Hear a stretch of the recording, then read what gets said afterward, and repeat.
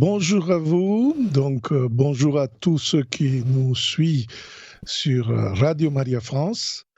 Je suis très heureux de continuer cet itinéraire de croissance spirituelle, devenir chrétien. On est à la 4e émission et aujourd'hui, comme on a bien entendu, le thème est « Qui est Jésus-Christ pour nous, pour moi ?» Alors, c'est très intéressant. J'aimerais bien entendre des témoignages, des réponses à cette question, parce que, en effet, c'est la question de la vie. On a entendu dans les dernières émissions comment Dieu nous aime, que parfois on n'arrive pas à cet amour à cause du péché, et que Dieu a pensé justement une histoire de salut, une solution de salut qui est en Jésus-Christ.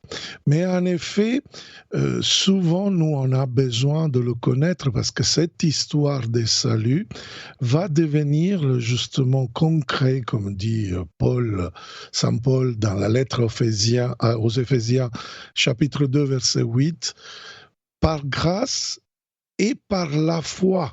Donc, on a besoin de dire, comment je peux croire en lui? Qui est lui pour moi? Qui est lui pour nous?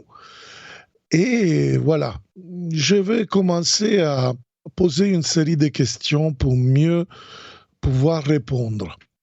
Première question que je me pose, c'est est-ce que Jésus a-t-il réellement existé? Parce que souvent, on entend des personnes nous dire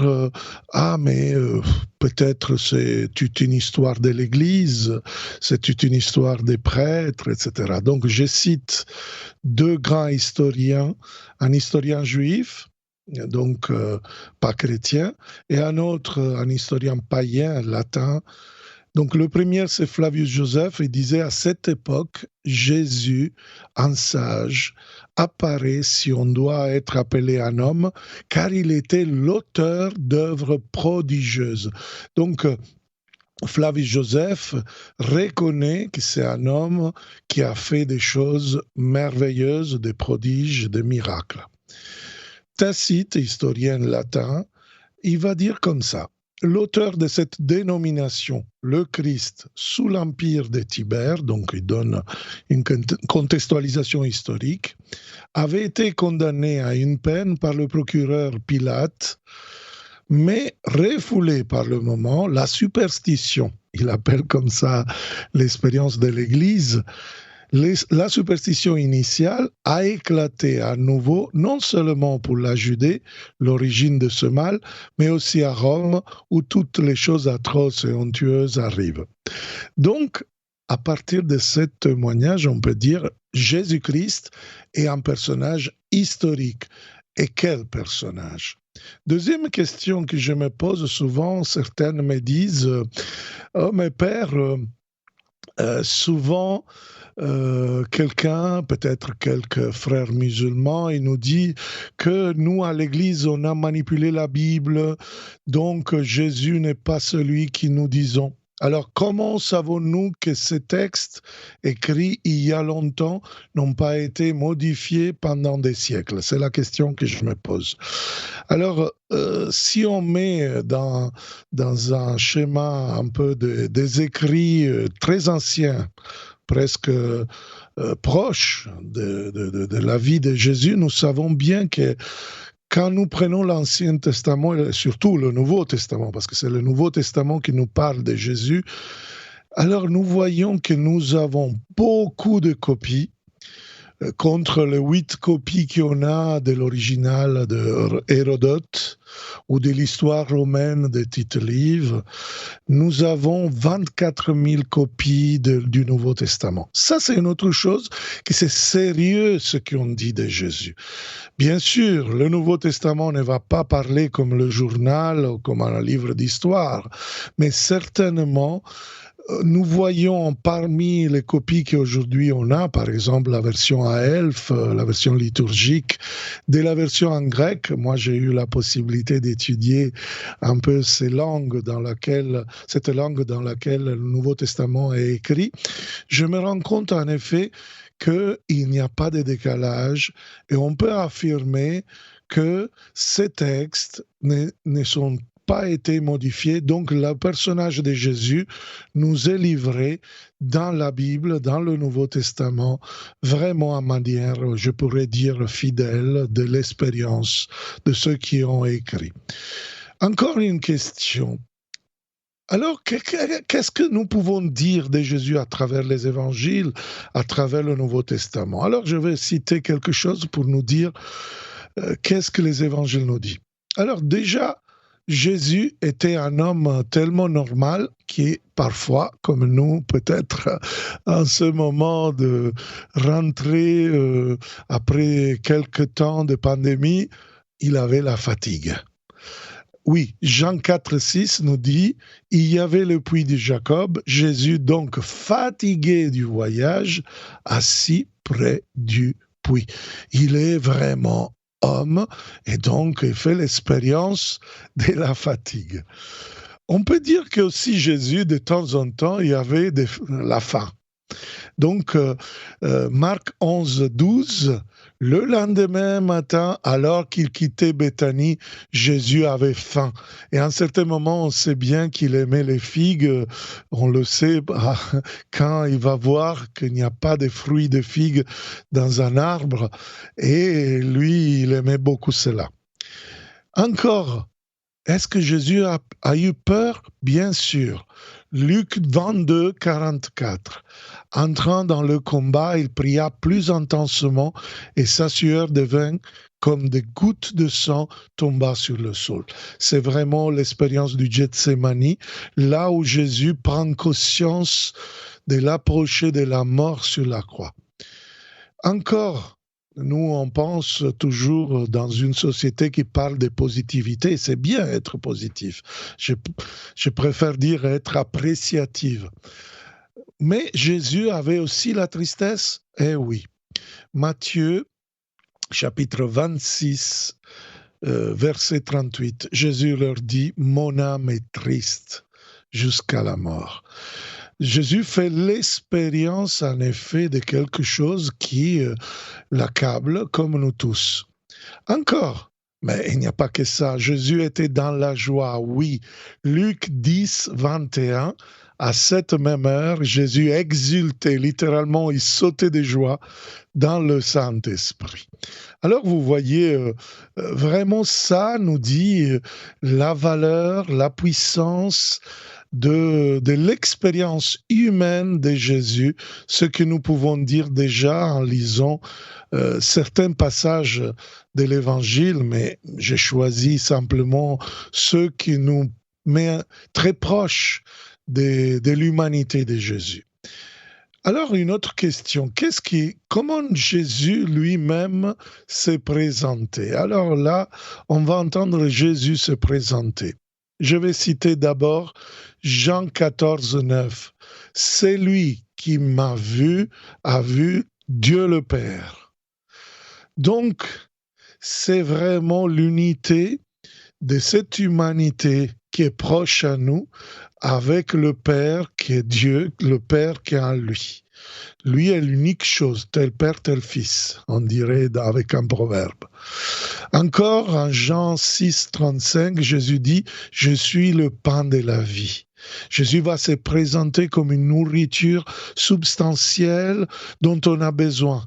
C'est l'Eucharistie. C'est justement cette célébration qui va nous donner quelque chose que nous avons besoin pour grandir de dimanche en dimanche jusqu'à devenir Eucharistie nous-mêmes en nous offrant à nos frères et sœurs à la suite de Jésus. Encore en Jean 8, 12, Jésus nous dit « Je suis la lumière du monde.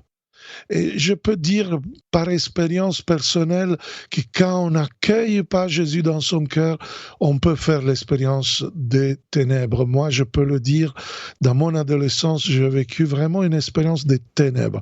Et quand j'ai accueilli Jésus, quand j'ai accueilli vraiment sa personne, parce qu'il est véritablement homme et véritablement Dieu dans une unique personne, Jésus, justement, a éclairé ma vie. Encore en Matthieu 11, 28, venez à moi, vous tous qui êtes fatigués, je dirais chargés, et je vous donnerai du repos. Ah, qu'est-ce que c'est merveilleux entendre cette présentation de Jésus. Lui est le véritable repos. Lui est vraiment cette source de repos pour nous. Un peu comme parfois on peut avoir l'expérience d'un ami que, en nous écoutant, en nous accueillant chez lui, etc., nous met bien à l'aise. Eh bien, il va dire aussi en Jean 11, 25, je suis la résurrection et la vie. Donc, il transforme tout type de mort dans notre vie, tout type de choses mortifères pour nous faire entrer dans la vitalité, dans la véritable vie en lui, en Jésus-Christ, par la foi, par la conversion. Alors, j'espère qu'on est en train de nous éclairer. Encore Jésus nous dit, en Marc 2, 7, qui peut pardonner les péchés sinon Dieu seul? Et il va continuer en Jean 10, 30, 33. Le Père et moi sommes un. Et les Juifs lui répondirent, tu n'es qu'un homme et tu t'es fait Dieu. En effet, Jésus se présente, voilà, cette personne qui en lui-même a deux natures, l'humanité, donc vraiment homme, on dit dans le credo, et vraiment Dieu. Donc vous voyez, il est capable donc de pardonner les péchés, parce que cela est vraiment un pouvoir, on pourrait dire, avec un langage juridique, canonique, c'est la potestas, c'est vraiment son pouvoir de pardonner les péchés. Alors, une cinquième question pour nous éclaircir, quelle raison avons-nous de croire en Jésus? Parce que certaines me disent, bon, tout ça, c'est le catéchisme, c'est la théologie, moi, ça m'intéresse pas trop, ça me sert à quoi croire? Alors, je cite un grand écrivain, Clive Staples Levis, a écrit les Chroniques de Narnia, ce roman inspiré à des valeurs chrétiennes. Et il dit comme ça, soit Jésus était et il est le Fils de Dieu, soit il était fou ou même le diable. Nous ne devons pas nous limiter à déclarer qu'il était un grand humaniste. Jésus ne nous a pas laissé cette alternative. En effet, ce que nous dit Levi, c'est vraiment que devant Jésus, nous devons prendre un choix. Soit on fait le saut de la foi, pour citer un peu le film d'Indiana Jones, le pas dans la foi, soit nous vraiment, pour nous, on commence à dire il était un prophète, il était fou, pour moi c'est même le diable, parce que. Et voilà. Moi, personnellement, je peux appuyer mes raisons sur ces enseignements. Et oui, dans l'Évangile, on a beaucoup d'enseignements qui me font beaucoup de bien sur ces œuvres. Et Jésus continue à faire des œuvres dans l'Église, des grandes œuvres comme des petites œuvres. Regardons bien combien d'associations caritatives font du bien si ce n'est pas l'œuvre de Jésus. Et les miracles, les guérisons, et tout ce qui vraiment, parfois nous ne comprenons pas, et à la base, la cause, c'est une prière, une expérience spirituelle. Sa personnalité, quand on lit la Bible, on voit vraiment cette personnalité merveilleuse qui nous donne l'espérance, qui nous donne vraiment d'aller en avant parce qu'il y a vraiment quelque chose qui nous donne une chance. L'accomplissement des prophéties, Jésus est vraiment l'accomplissement des promesses d'Abraham, des patriarches. C'est à lui que Dieu, finalement, il décide, comme on a dit la fois dernière, de nous sauver, de nous donner une solution. L'Église est vraiment la continuation de la mission de Jésus.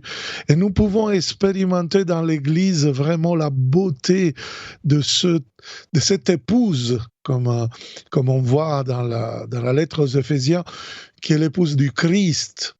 Encore, on a les sacrements. Les sacrements, on va le voir plus avant, c'est vraiment des signes concrets de sa présence dans notre vie. Vous voyez, ce sont des raisons pour croire en Jésus. Alors là, j'aimerais poser une question et je la prends de l'Évangile de Matthieu 16, 15. Et vous, toi qui m'écoutes, qui dites que je suis? Voilà, nous avons Jacqueline qui souhaiterait intervenir. Parfait. Bonjour Jacqueline. Bonjour mon père, bonjour toute la société de la radio de Marie. Eh bien écoutez, est-ce que Dieu a existé? Il me revient une pensée. J'allais à l'école, en 1947, j'avais 10 ans, on étudiait avant Jésus-Christ. On étudiait Ramsès II et la maîtresse, qui était une maîtresse de l'école tout à fait communale, a dit on arrive à l'époque de Jésus-Christ, on ne peut pas contester qu'il ait existé. D'ailleurs, on est 2021 ans après, on dit toujours avant Jésus-Christ, après Jésus-Christ. Alors qu'on soit catholique ou pas, Jésus-Christ a existé. Personne ne peut le contester, même d'une autre religion. Bon, alors, qu'est-ce que Jésus est pour moi? Mon grand frère. Moi, je suis quelqu'un de faible, sans défense, et je m'occupe de rien. C'est Jésus qui s'occupe de tout. Je suis en confiance. Quoi qu'il arrive, c'est Jésus qui s'occupe de tout. Voilà, c'est mon grand frère. Voilà ma façon de penser de Jésus. C'est très belle votre témoignage, parce qu'en effet, vous avez fait l'expérience de ce Jésus qui est vivant, qui est providence, auquel on peut se confier, auquel on peut demander de l'aide quand peut-être nos forces ne sont pas capables de porter le poids. Voilà. Et Jésus me protège, me conseille. Il m'a demandé d'être ambassadrice de la paix. Un jour, on m'a dit, il faut vous défendre. Je dis non, Jésus m'a demandé d'être ambassadrice de la paix. Et ça marche très bien. Et alors, on va dire à tous ceux qui nous écoutent, voilà, cette belle appel de Jésus d'être ambassadeur de paix, c'est vraiment un appel qui peut être aussi pour nous tous. Voilà. Merci beaucoup. Vivre de paix et d'amour, comme il nous le demande. Et puis voilà, on serait au paradis sur la terre si tout le monde en avait envie. J'ai le souvenir des JMJ de l'année de mes 60 ans, si tous les gars du monde se donnaient la main. Une immense farandole sur le boulevard des Maréchaux, avec les cloches de Paris qui sonnaient de tous les côtés. C'était magnifique. Jésus nous donne que des conseils de bonheur. Amen.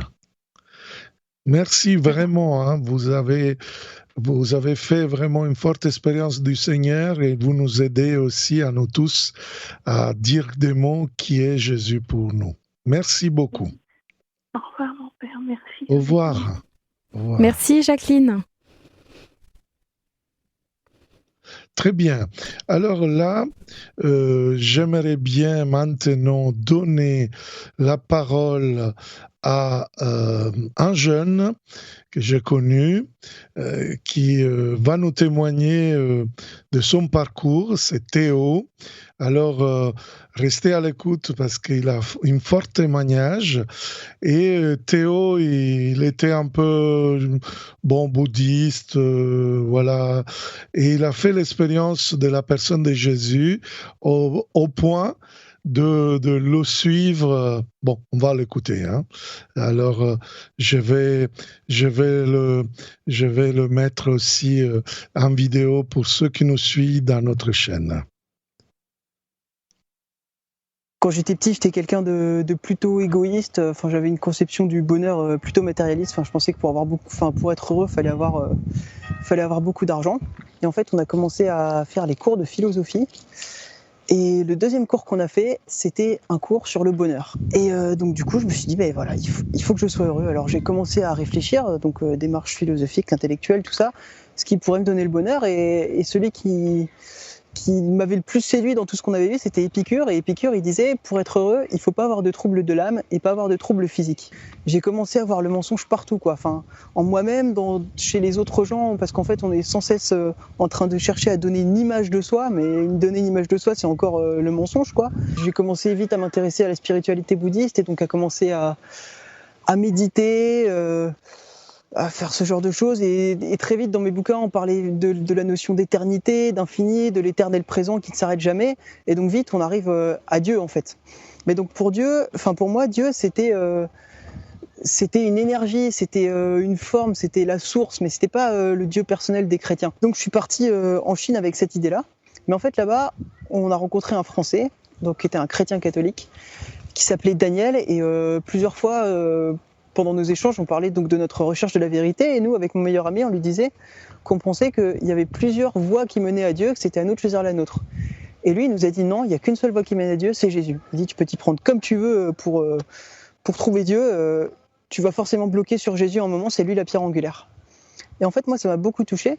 Donc j'ai commencé en fait à lire le Nouveau Testament, et en fait j'ai pas décroché, quoi. Quand j'ai vu que Jésus disait priez, du coup j'ai commencé à prier tous les jours. Quand j'ai vu qu'il disait vous n'aurez qu'un seul maître et c'est moi, j'ai dit d'accord, tu seras mon seul maître. Donc du coup tous les trucs de méditation bouddhiste et tout que je faisais, j'ai arrêté. Quand j'ai vu que quand on était chrétien, on faisait pas d'ésotérisme et des trucs comme ça, j'ai arrêté et j'ai commencé à me contenter du Nouveau Testament, de la prière, et d'essayer de faire ce que Jésus disait. Jésus disait qu'il fallait se faire baptiser, donc du coup il fallait que je me fasse baptiser. Donc j'ai décidé de rentrer en France. Donc je suis arrivé à Paris, j'avais juste un ami pour m'héberger, et j'ai donné tout mon argent, j'avais presque pas d'habits et aucun projet, si ce n'est celui de dire à Dieu faut que je me fasse baptiser. Et voilà. Et en fait j'ai pris la décision de rester sur Paris, et le jour où j'ai pris la décision de rester sur Paris, en fait, j'avais un travail et un logement. Et je me suis retrouvé à habiter 200 mètres carrés gratos pendant 2 ans et avoir un travail là où j'habite, quoi. Et voilà, le Seigneur, il dit celui qui abandonne tout pour moi reçoit au centuple. Et j'ai vraiment reçu au centuple, quoi. Il me donne tout, depuis il me donne tout. Il me donne, je lui demande un logement, il me donne un logement. Je lui demande un travail, il me donne un travail. Voilà, il m'a vraiment comblé. Il m'a donné une deuxième mère, on va dire. Voilà, Dieu, il donne tout quand on s'abandonne à lui. Amen. Donc, c'est très beau le témoignage de Théo, qui en effet a expérimenté Jésus dans sa personne. Alors voilà, avec ce beau témoignage, on va terminer cette émission, et je vous donne rendez-vous à la prochaine semaine, vendredi prochain à 14h, devenir chrétien, cet itinéraire de croissance spirituelle. N'hésitez pas à nous écrire, à réécrire à Radio Maria pour témoigner un peu de votre foi, et si vous envoyez vos petits textes, on pourra justement les lire, ou même appeler en direct pour être ensemble dans cette mission d'annoncer l'Évangile, d'annoncer Jésus-Christ. Voilà, merci beaucoup et à la prochaine.